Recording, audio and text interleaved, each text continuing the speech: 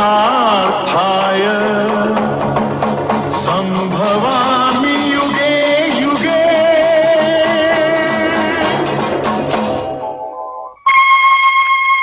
मैं समय हूं महाभारत की कथा में, और मैं हरीश भिमानी हूं। आज आप इस कथा को वहां सामने बैठकर नहीं देखेंगे। आज आप मेरे साथ चलेंगे इस कथा के निर्माण को महसूस करने, महाभारत की महाभारत देखने।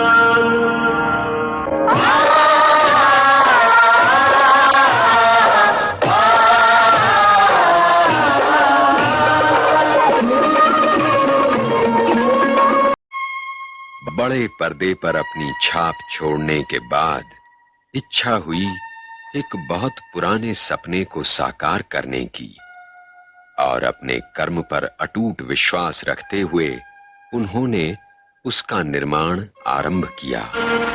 महाभारत के बारे में ये बहुत मशहूर है कि व्यास ने इसके अंदर जो कुछ दुनिया में है, जो भी फीलिंग, जो भी इमोशन, जो भी सेंटिमेंट, जो भी रिलेशनशिप दुनिया में है, वो इसमें है।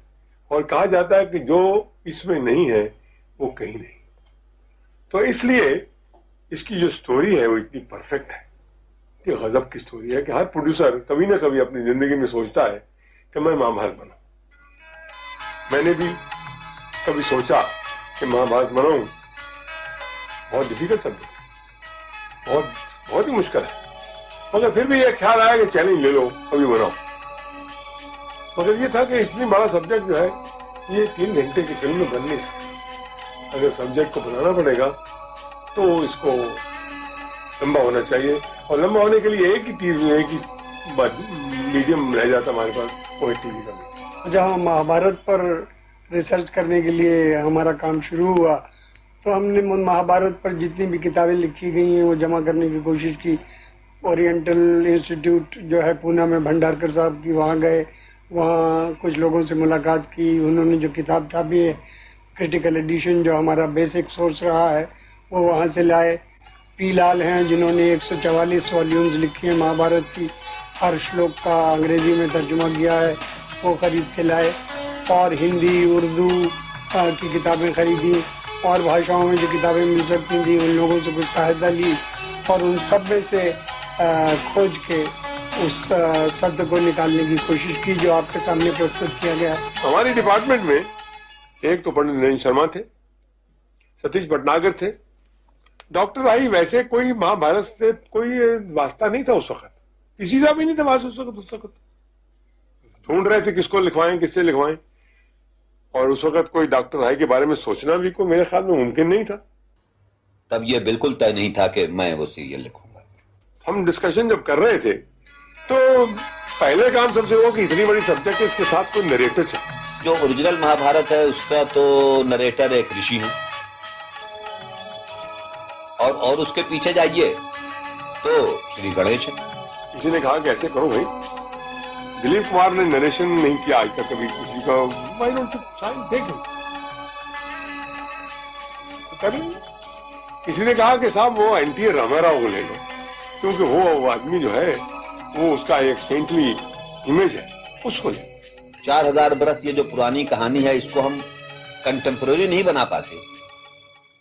आज से अगर उसका नाता नहीं जोड़ पाते तो इसके बनाने से कोई फायदा नहीं रहता। डॉक्टर आई एक दिन आए और उन्होंने कहा कि देखिए साहब, आपने नरेटर के बारे में सोचा है, मैंने भी सोचा है, और मैं आपको सुनाता हूं, कोई लिख के ला। तो पहला सेंटेंस उन्होंने बोला जब कि मैं समय हूं, तो उस वक्त ही हम लोग फ्लोर, हम लोग सब इतने मुतासर हुए उससे। हमने कहा कि, और उन्होंने जब पढ़ा तो इतना खूबसूरत लिखा हुआ था कि अपनी सारी जितनी भी बंदिशें हम जानते हुए, एक मुसलमान को एक हिंदू स्टोरी लिखना, जो हिंदू हमको, हम तो नहीं मानते इसको हिंदी, अगर है तो लोग मानते तो है, कांट हेल्प इट। तो उसके लिए इसको देना एक बड़ी डिफिकल्ट बात थी, सोचना भी मुश्किल था, मगर हमको ये लगा कि इतना अच्छा लिखा है और दे देना चाहिए। इसमें हमने उनको लिखने के लिए, स्टोरी लिखने के लिए दे दी। मैंने उसको लिखना इसलिए कबूल किया कि मैं जानता था कि मैं इसको कंटेम्प्रेरी बना सकता हूं और इसको हिंदुस्तान के गुजरे हुए कल को हिंदुस्तान के आज से जोड़ सकता हूं। यही चैलेंज था। और करते कराते 1986 में जाकर हमने की स्टोरी की लाइन फाइनलाइज की, और वो लाइन हमने फाइनलाइज करके गवर्नमेंट को सबमिट कर दी कि ये हमारा सिनॉप्सिस होगा, ये हमारा ट्रीटमेंट होगा, और इसके हमने 104 एपिसोड बनाकर ये को डायरेक्टर जो होता है वो भी डायरेक्टर नहीं कहा जा सकता। रवि जी तो डायरेक्टर है। Ravi has done a wonderful job, and I have no hesitation in saying that if Mr. B.R. Chopra would have been directing this serial, he would not have been able to do a better job than Ravi. मेरा बेटा है मगर मेरे से better director है, और इस picture में, इस सीरियल में उसने मेरे से ज्यादा काम किया। ये लोगों का ये कहना था, जब पहले हम दोनों इकट्ठे किया करते थे शूटिंग, तो लोग ये कहा करते थे कि बहुत डिफिकल्ट है बताना कि किसकी शूटिंग किसने की, कौन सी शूटिंग किसने की। तो इस वास्ते ये तो मैं नहीं कहूंगा कि वो मेरा को डायरेक्टर था, मैं वो कहूंगा मेरा वो डायरेक्टर था।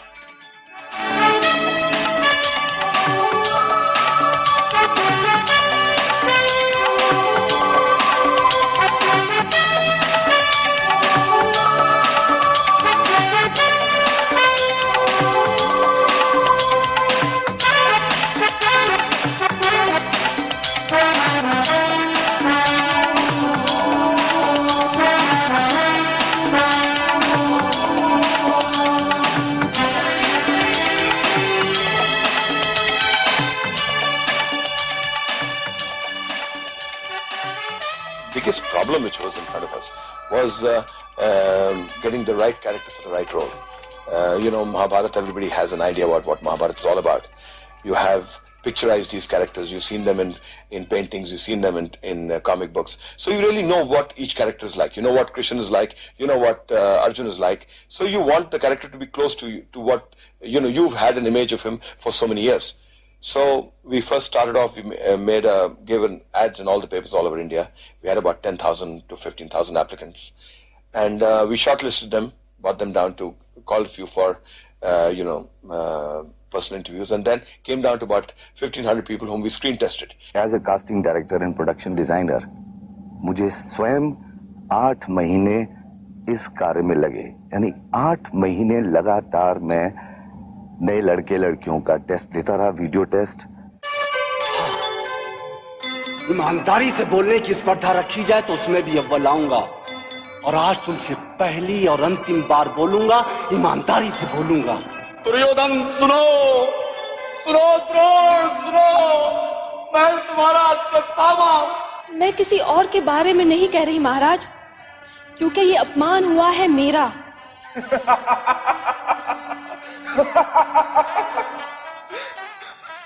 चौसर वहां पर भी होती है पिता महाराज, परंतु गोटियां दूसरे प्रकार की होती हैं। हाँ, पराक्रमी भीष्म पितामह के सामने शिखंडी को रखकर हाथ ना उठाने वाले परम योद्धा की हत्या किसने की? बोलो, किसने की हत्या? हमें कुछ करना होगा, हमें कुछ करना होगा। सिर्फ एक ही बात नहीं थी कि एक्टिंग ही आए, इसमें सबसे जरूरी बात थी कि हिंदी लैंग्वेज का शुद्ध उपयोग कैसे करना चाहिए। अगर वो कैरेक्टर्स ना कर सके तो उनके हाव भाव में वो बात ना आ पाएगी जो कि आनी चाहिए। मैं संतनु हूँ देवी, हस्तिनापुर का नरेश संतनु। मैं गंगा हूँ। मैं तो यहाँ शिकार खेलने आया था देवी। फिर क्या हुआ महाराज? अब तक तो ठीक तरह से पता नहीं, लेकिन नदी तट पर एक चंद्रमुखी मृगनयनी से उसी ने मेरा आज शिकार कर लिया। ये तो बहुत बुरा हुआ। हस्तिनापुर नरेश को तो सावधान रहना चाहिए, क्योंकि राजा बिना हस्तिनापुर ऐसा लगेगा जैसे धनुष बिना किसी धनुधारी का कंधा। अब हस्तिनापुर का क्या होगा महाराज? अब हस्तिनापुर के बचाव का एक ही उपाय है देवी। तो आपको शीघ्र ही ये उपाय करना चाहिए महाराज।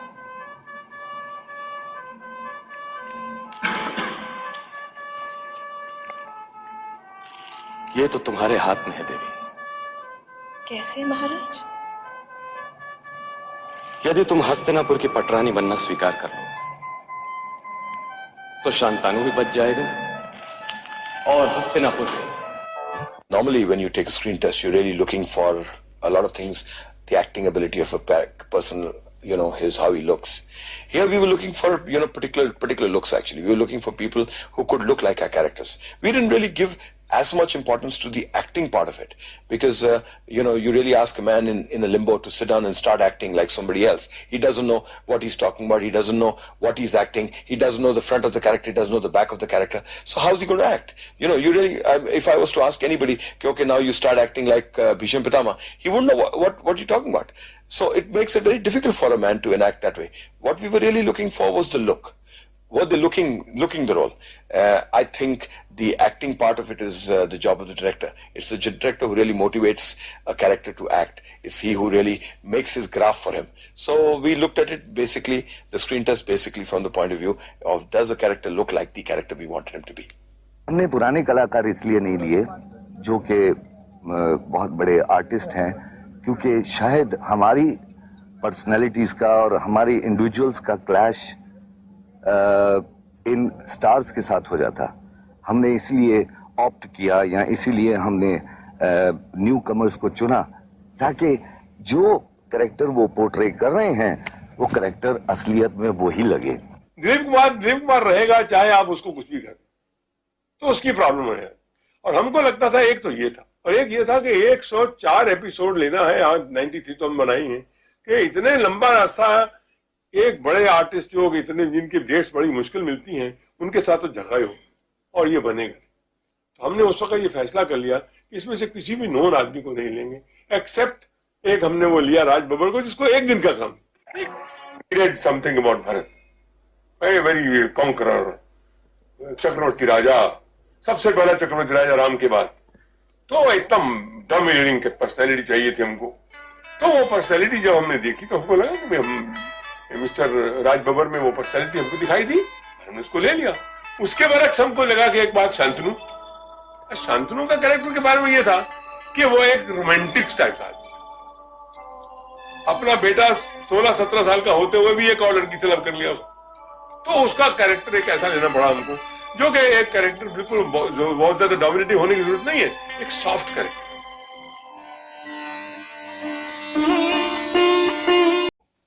एक कैरेक्टर हमारे सामने जो जबरदस्त आता है, कैरेक्टर अच्छा आता है character. He's got penetrating eyes that, you know, the kind of eyes which could just penetrate through you. You should have a voice which was coming from here. अगर ये किरदार हल्का पड़ जाता तो शायद पूरा महाभारत हल्का पड़ जाता। He should be a very tall and a dynamic personality who could literally carry the Mahabharata on his shoulders. I find him the pillar of Mahabharata.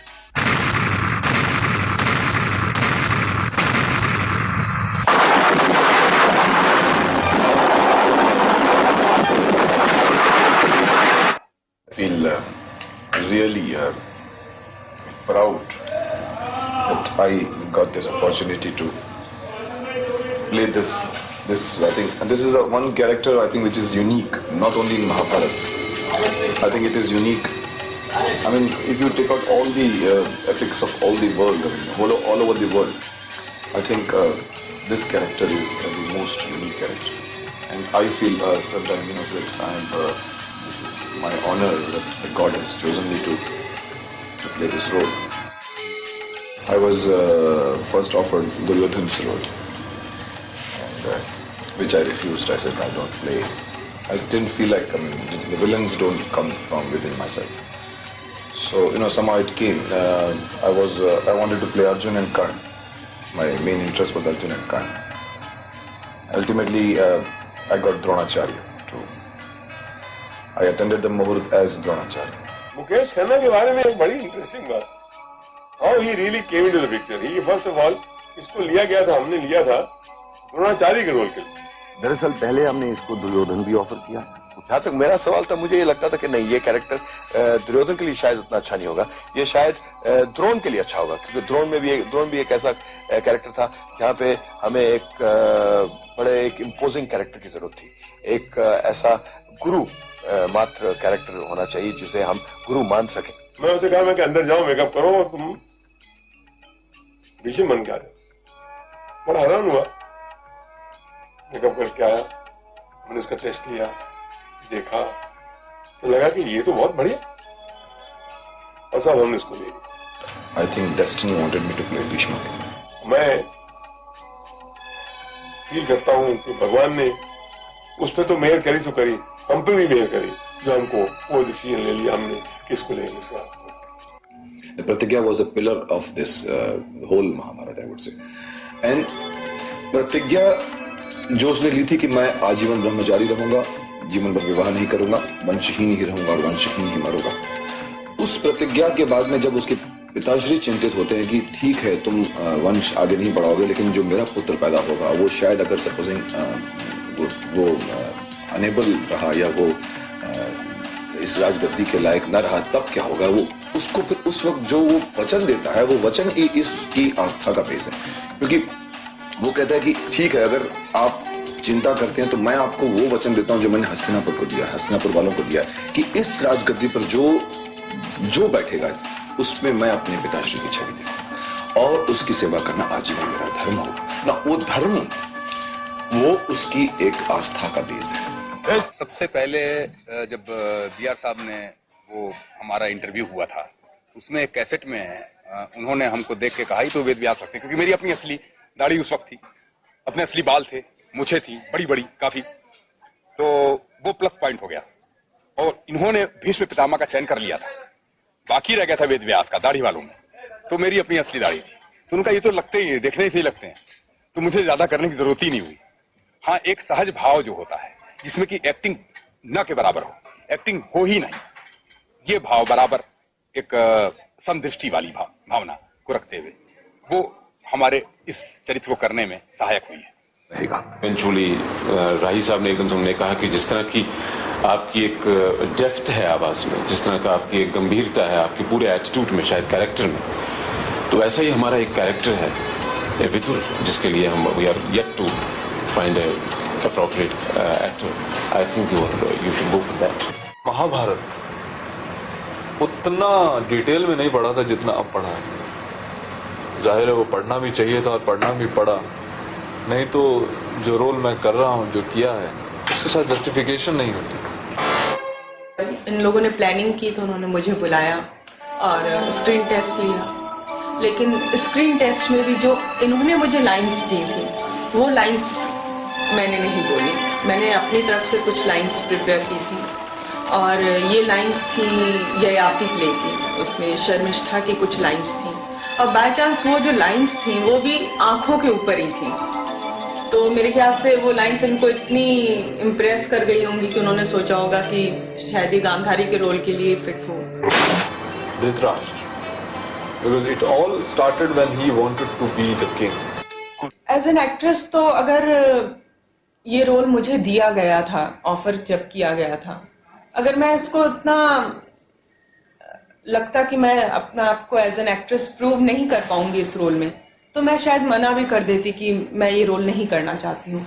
लेकिन पता नहीं क्यों मुझे महाभारत में 2-3 कैरेक्टर्स ही थे, फीमेल कैरेक्टर्स, जिसमें मुझे इस कैरेक्टर ने बहुत ही अट्रैक्ट किया था और मुझे लग रहा था कि स्क्रीन पे अगर आपकी जो एक एक्टर्स के एक हथियार होता है आंखें, कि अगर आंखों से ही सब कुछ एक्सप्रेस कर पाता है, अगर वो उससे छीन लिया जाए तो एक्टर आधा तो कहीं ना कहीं खत्म होता है. विदुर कैरेक्टर जो है ये पूरे महाभारत में एक ऐसा पात्र है जिसकी जिंदगी बीत जाती है दो फैमिलीज को आपस में जोड़ते हुए, दो फैमिलीज को आपस में मिलाने में इसकी जिंदगी ही becomes a sandwich for his whole life. मुझे तो कितना पता नहीं है कि व्हाट एग्जैक्टली, बिकॉज महाभारत में भी हम लोगों ने जो सुना है that is only Pandavas and the Kauravas and Draupadi and the vastraharan और कृष्ण। तो कुंती का रोल है महाभारत में, ये तो मुझे पता ही नहीं था till the time I started working for Kunti's role. Kunti का पूरा ही character throughout Mahabharat is a very important character, और हर सीन कहीं ना कहीं अपनी जगह के ऊपर एक वजन रखते हैं। तो it is very difficult to say कि विच पर्टिकुलर रोल बहुत अच्छा। आई थिंक कर्ण जहां पे मलता है या जहां पर वो पहले कर्ण से मिलने जाती है, I think these two scenes personally I feel they are very emotional and very touchy. ये कर्ण का रोल मुझे मिस्टर मदन चोपड़ा एक हैं जो बीआर स्टूडियो को संभालते हैं, उनसे मुझे पता चला कि बीआर चोपड़ा महाभारत सीरियल बनाने वाले हैं, और उन्हीं की बात को लेकर के मैं चोपड़ा साहब को मिलने उनके ऑफिस पहुंच गया। एक खूबसूरत, हैंडसम, एक एंग्री यंग मैन, एक दुनिया से सताया हुआ, माँ बाप से बिछड़ा हुआ, जिसको सोसाइटी ने कोई जगह नहीं दी। मेरा स्क्रीन टेस्ट लिया गया और कुछ 4 दिन बाद मुझे बुलाकर कहा गया कि तुम कर्ण के रोल के लिए सिलेक्ट कर दिए गए। तो उनसे मुझे पता चला कि बीआर चोपड़ा महाभारत सीरियल बनाने वाले हैं, और उन्हीं की बात को लेकर के मैं चोपड़ा साहब को मिलने उनके ऑफिस पहुंच गया। एक खूबसूरत, हैंडसम, एक एंग्री यंग मैन, एक दुनिया से सताया हुआ, माँ बाप से बिछड़ा हुआ, जिसको सोसाइटी ने कोई जगह नहीं दी। मेरा स्क्रीन टेस्ट लिया गया और कुछ 4 दिन बाद मुझे बुलाकर कहा गया कि तुम कर्ण के रोल के लिए सिलेक्ट कर दिए गए।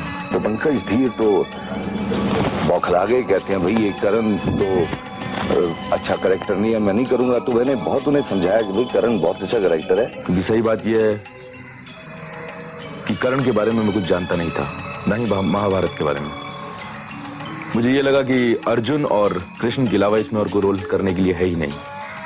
फिर मुझे चोपड़ा साहब ने एक्सप्लेन किया कि कर्ण बहुत ही अच्छा रोल है, इम्पोर्टेंट रोल है, और कुछ किताबें दी गई। उन किताबों को पढ़ने के बाद मैंने फिर फैसला किया कि मैं कर्ण का रोल करूंगा। गद्दी पर हक तो उसका था, लेकिन मिला नहीं। और एक दोस्त के लिए ये जानते हुए कि वो पांडवों का भाई है, कह नहीं पाया और अंत में मर गया, बिना बताए, बिना कहे, सिर्फ एक दोस्त के कहने पर और वैल्यू ऑफ फ्रेंड। क्योंकि यही जब कभी आप अकबर बादशाह की बात करें तो पृथ्वीराज जी की शक्ल सामने आती है, तो मैं ये समझूंगा कि जब कभी कर्ण का नाम लिया जाएगा तो आप लोगों के सामने मेरी शक्ल आएगी, और इससे ज्यादा सेटिस्फैक्शन क्या हो सकती है। देखा आपने कितना मक्कार था शकुनी। वेल मक्कार भी था, at the same time he was a great politician. मैं तो ये भी कहूंगा कि शकुनी इतना मक्कार था कि आजकल के पॉलिटिशियंस भी उसके आगे पानी भरते थे। लेकिन क्या करूं, आप सोच रहे होंगे शायद मैंने अपने आप को कास्ट किया इसके लिए, लेकिन मैं आपको प्रॉमिस करता हूं कि मैंने अपने आप को इसमें कास्ट नहीं किया। बल्कि जब सारी कास्टिंग हो रही थी और ऑलमोस्ट आने वाला था उसका रोल, तो मैं बार बार पूछूं, मैं घबरा जाता था कि जी मैंने इतने टेस्ट लिए हैं, इतने आपको न्यू कमर्स बताए हैं, चोपड़ा साहब, डॉक्टर साहब, पंडित जी, मुझे बताइए भाई शकुनी कौन कर रहा है। बोले भाई एक कैरेक्टर है हमारे माइंड में। अब वो सस्पेंस इन्होंने खोला कोई जाके करीब 10-12 दिन के बाद, और बोले कि भाई ये शकुनी तो हम कास्ट कर चुके हैं और शकुनी तुम ही प्ले करोगे। मैंने कहा जी मैंने तो कुछ काम ही नहीं किया इस कैरेक्टर के ऊपर। बोले हम करवाएंगे काम। आई स्टार्टेड स्टडिंग, ये आदमी क्या होगा, ये किस तरह बिहेव करेगा, किस तरह वॉक करेगा, इसका मैनरिज्म क्या होगा, इसकी लाफ्टर कैसी होगी। And as I told you, he was a shrewd, calm, calculative politician of his time. तो इसको लाउड नहीं रखा. बड़ी बड़ी बुजुर्ग औरतें और बुढ़े अपने बच्चे बच्चियों को लेके आते हैं कि जी आप इन्हें आशीर्वाद दीजिए. तो आई फील सो नर्वस. मेरे ये क्या है? मेरे से कम वो उस बुढ़े भीष्म पितामह से और बुजुर्ग उनसे आप आशीर्वाद लीजिए. नहीं जी नहीं, आपकी आशीर्वाद हमें चाहिए, क्योंकि आपकी आशीर्वाद एक बार मिल जाए तो इनसे बला टल जाएगी. अरे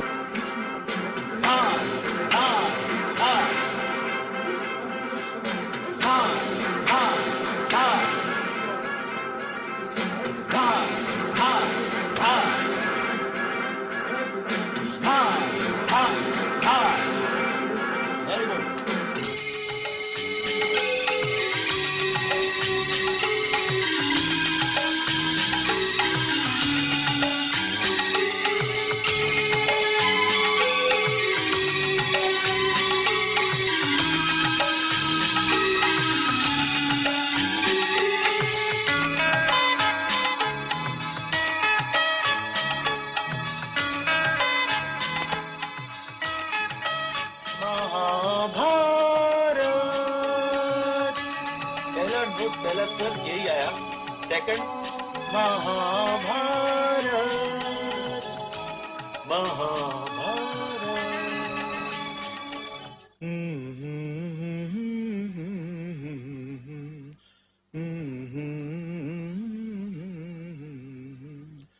अथ श्री महाभारत कथा.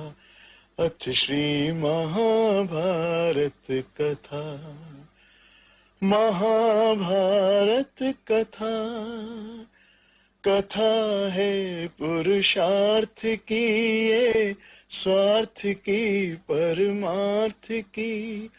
सारथी जिसके बने श्री कृष्ण भारत पार्थ की. सेट बनाने के पहले हम स्केच बनाते हैं. स्केच बनाने के बाद रवि चोपड़ा एंड चोपड़ा जी और हमारे जी राय साहब, तुक्करी साहब, हम लोग सब बैठ के डिस्कशन करते हैं कि इसको इस एंगल से चाहिए, इतना ही चाहिए. एक इफेक्ट बहुत हमें तकलीफ दे रहा था, घटोच कच का. ये इलेक्ट्रिक इफेक्ट जो हाल ही में आया हुआ है टीवी में, उसमें हमें तकलीफ दी थी इलेक्ट्रिसिटी कैसे बनाया जाए. तो हमने एक एक फ्रेम ड्रॉ किया और फिर उसे मैट किया उस पर खटोच कर. महाभारत ऐसी चीज है कि बहुत बड़े बुजुर्ग व्यास साहब महाभारत लिखे हैं और लोगों को सामाजिक सभ्यता सोचती चालू. तो आई थॉट के उनके दिमाग बहुत तोड़ आदमी है और सोचा कि हमारी सभ्यता कायम रहे. तो plan to Mahabharat and Chopra ji हमारे हिसाब से आजकल के टाइम में चोपड़ा जी महाभारत के व्यास हैं. इस पूरी महाभारत बनने तक आज तक जो भी खर्चा हुआ है, आउटडोर का, इंडोर का, सेटिंग का, सब चीज का, ये मेरे साथ से एज ए प्रोडक्शन कंट्रोलर मैं बोलता हूँ कि 9 करोड़ रुपए से थोड़ा लाख 2 लाख रुपए ऊपर होगा या लाख 2 लाख रुपए कम होगा. इसमें कोई खास श्रद्धा ये थी कि ये महाभारत के लिए किया जा रहा था और ये गीता से संबंधित था. महाभारत बनाना है तो उनके कैरेक्टर्स को आप अपने सामने मत देखिए, उनके लिए ऊंचा देखिए. ये सुपर ह्यूमन बींग्स है, ये ऑर्डिनरी ह्यूमन बींग्स नहीं है. तो उस हिसाब से जब ऊंचा देखो तो म्यूजिक भी, हर कहानी, डायलॉग्स, फोटोग्राफी, एक्शन, सब कुछ आप देखते हैं तो वो उसी हिसाब से वो काम वही कर रहे हैं. हम तो सिर्फ केवल एक इंस्ट्रूमेंट्स हैं. सुनाई तो कैसा तो क्या है? तो एपिसोड 90 में 2 दोहे, एक शकुनी की डेथ पर, वो है चालबाज की भी चली यहाँ न कोई चाल. चालबाज की भी चली, चल सकी बस बैटर. चालबाज की चल सकी यहाँ न कोई चाल, आज उठा कर ले चला चालबाज को काल. चालबाज की चल सकी यहाँ न कोई चाल. मेरे ख्याल में इस आरती की ट्यून के बजाय दूसरी ट्यून लगाओ तो. चालबाज की चल सकी ये देखिए यहाँ न कोई चाल, चालबाज की चल सकी, यहाँ न कोई चाल, आज उठा कर ले चला चालबाज को का।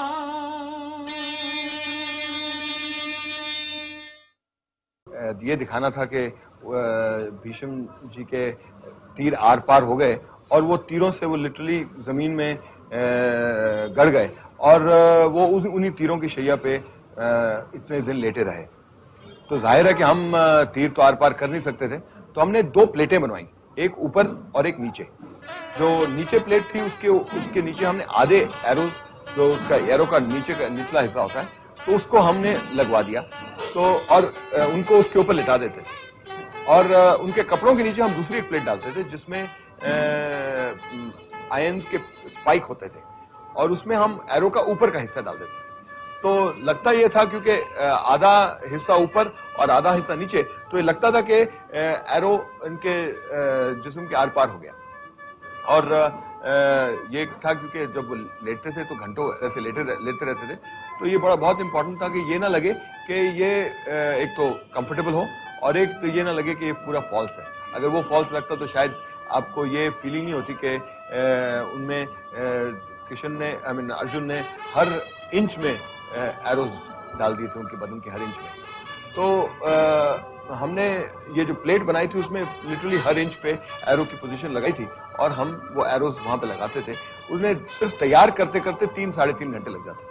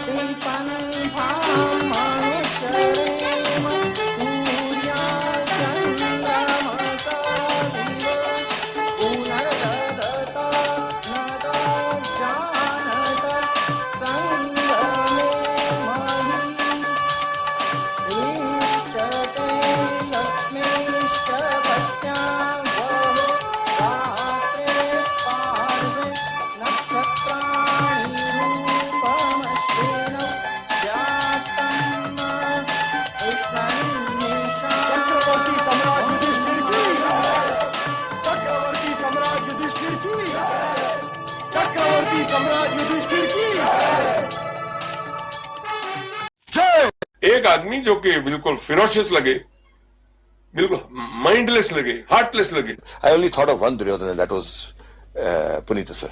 But everybody fought against Puneet because nobody thought that he was a good actor. They thought he was a good fighter.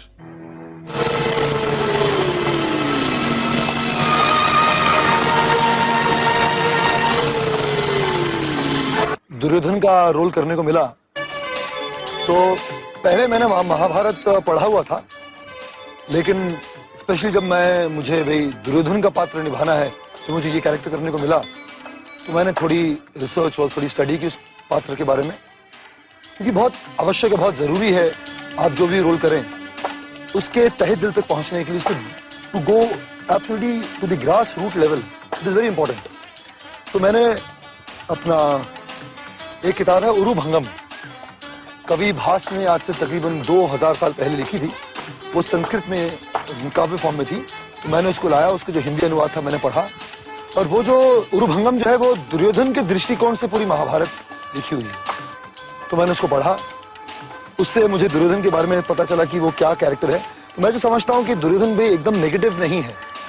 तो महाभारत में जो भी पात्र हैं, कोई भी पात्र कंप्लीटली व्हाइट या कंप्लीटली ब्लैक नहीं है। सारे के सारे पात्र जो हैं ग्रे का कैरेक्टर्स हैं। हाँ, किसी में सफेद ज्यादा है तो काला कम है, किसी में काला ज्यादा तो सफेद कम है। लेकिन अब ये नहीं कह सकते कि हर पात्र जो है भाई कंप्लीटली व्हाइट है या कंप्लीटली ब्लैक है, नहीं, सब ग्रे कैरेक्टर्स हैं। तो दुर्योधन भी नॉर्मल ह्यूमन बीइंग है, ग्रे कैरेक्टर है। और उस कैरेक्टर में भी हाँ लोग ठीक है, ब्लैक उसमें ज्यादा है, सफेद कम है, लेकिन सफेद जरूर है। मैं समझता हूं कि दुर्योधन जो है वो एक साइकोलॉजिकली हिट कैरेक्टर है।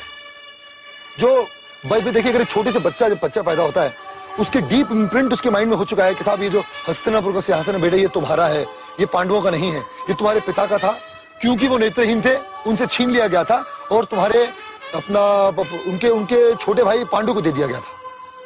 तो बचपन से दिमाग में डाला गया कि ये हस्तिनापुर का सिंहासन तुम्हारा है। तो वो उस कॉम्प्लेक्सी से बच्चा बड़ा हुआ है, तो ये समझता है कि ये हस्तिनापुर का सिंहासन मेरा है, मैं इन पांडवों को नहीं दूंगा। मैं विचित्र वीर के ज्येष्ठ पुत्र का ज्येष्ठ पुत्र हूं और मैं नेत्रहीन नहीं हूं। भाई ठीक है, मेरा बाप नेत्रहीन था इसलिए उसको गद्दी नहीं दी गई, पर मैं तो नेत्रहीन नहीं हूं और मैं ज्येष्ठ पुत्र हूं, तो ये सिंहासन मेरा है। दुर्योधन का पात्र मैं समझता हूं कि देखिए, रंगभूमि में जब कर्ण को उन्होंने कहा कि आप इसमें पार्टिसिपेट नहीं कर सकते, आपकी जाति क्या है बताइए, ये राजकुमारों और क्षत्रियों के लिए है, that means they were trying to preach casteism, ऊंच जाति नीच जाति।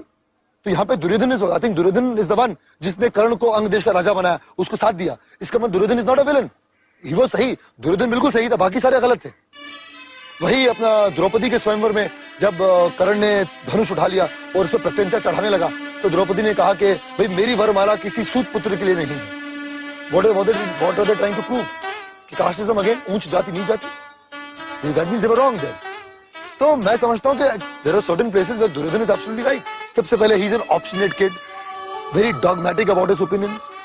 He is a very adamant person, very ambitious to become the king.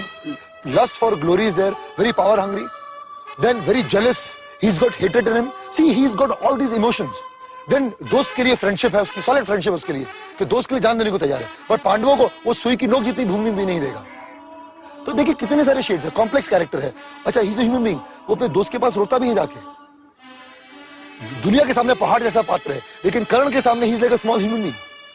So I think there are many shades in Duryodhan, but ये मुझे मैं कैरेक्टर समझाऊं इतने पढ़ने के बाद में, तो I personally feel it's one of the best roles as an actor could get to perform, और मैंने किया है।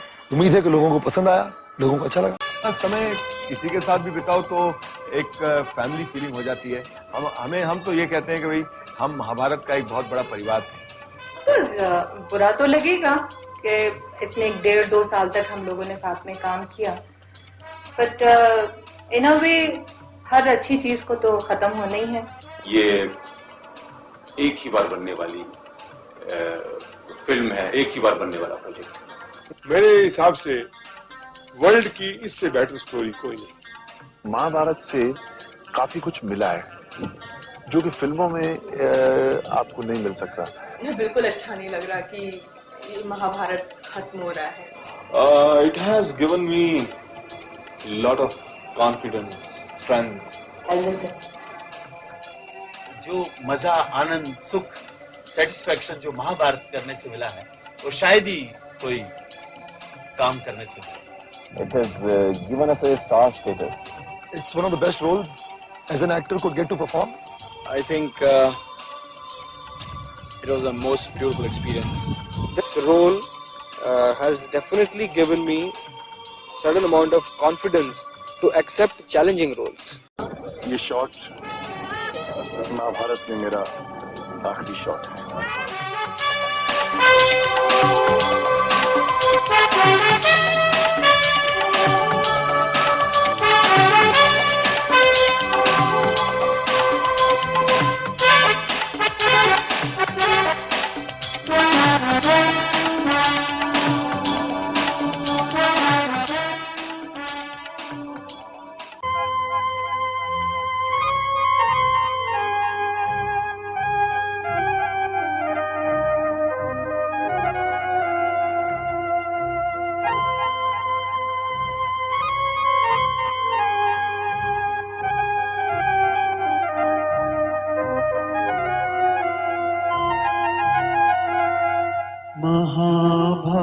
महाभारत सा युद्ध न हो, महाभारत सा युद्ध न हो अन्याय की कोई बात, महाभारत सा युद्ध न हो अन्याय की कोई बात। चलो हम होले उसके साथ, करे जो कृष्ण के जैसी बात। कर्म है गीता का उपदेश, महाभारत है शांति संदेश। कर्म है गीता का उपदेश, महाभारत है शांति संदेश। कर्म है गीता का उपदेश,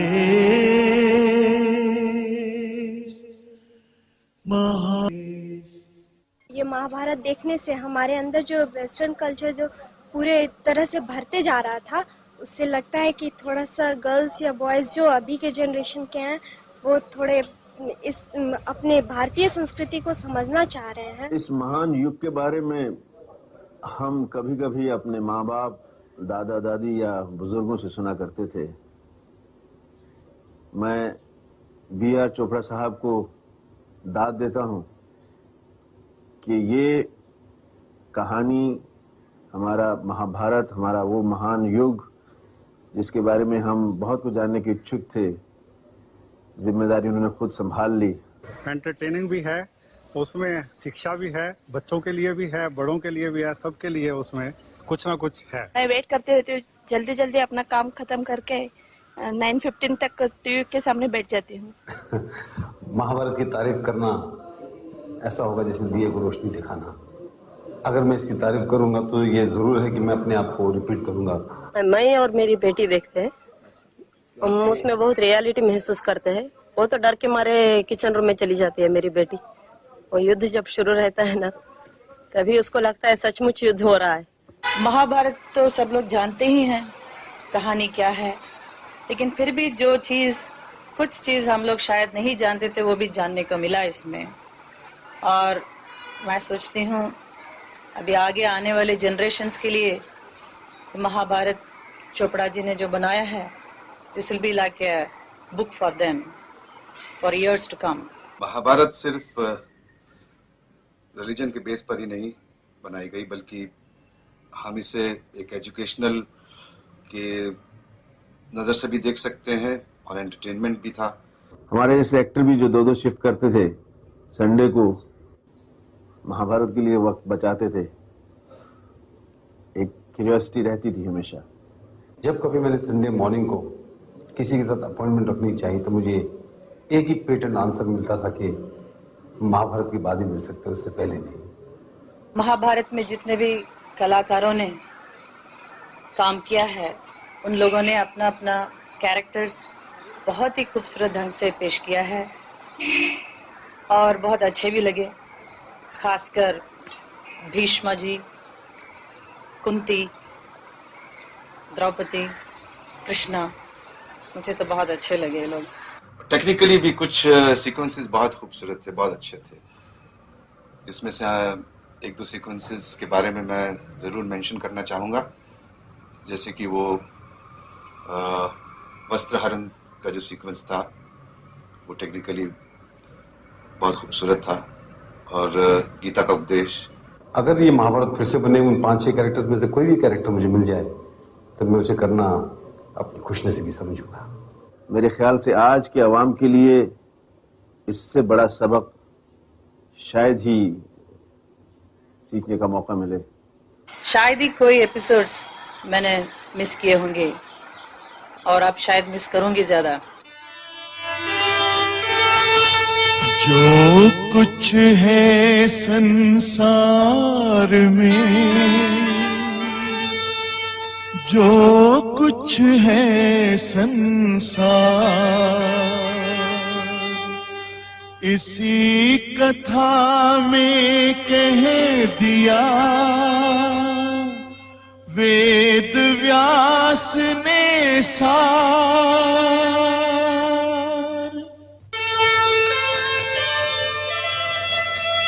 याद रखें हम आप सब कर्मों के परिणाम विदा ले रहे आज हम। मैं एक बहुत पुराना गीता का डिसाइपल हूँ। मैट्रिक में गीता सार मेरे कोर्स में था संस्कृत में, उसका मेरे पे बहुत काफी प्रभाव पड़ा था। और जब मैंने कंपनी बनाई BR फिल्म्स तो मैंने उसके टाइटल शीर्षक के ऊपर ये कर्मण्येवाधिकारस्ते बना दिया। और ये वाकई एक कोइंसिडेंस है कि गीता का जो एक डिसाइपल था उसके हाथ में उसने तो कर्म ही किया और उस कर्म के फल में गीता उसके हाथ में आ गई। Mahabharata, like every good thing, had to come to an end. So did Mahabharata. Now we have a film which we're making called Dharam Shakti to finish. We have another serial called Sauda to finish. So we're busy with that at the moment. And tomorrow, who knows? We will, of course, continue making only films. Films, whether it's in film form or it's in TV form or it's in video form. We only know filmmaking. We have a logo. As for our logo, we have something which is from the Mahabharata, which is from the Bhagavad Gita part of Mahabharata, where Krishna told Arjuna about karma. Our logo goes as Karmanyevadhikaraste Mahaphaleshe Kadachana.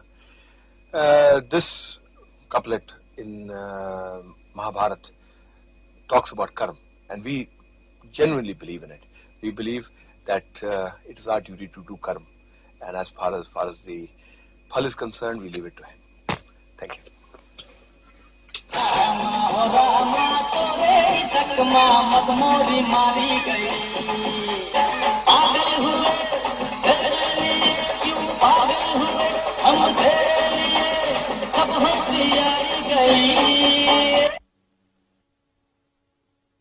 आज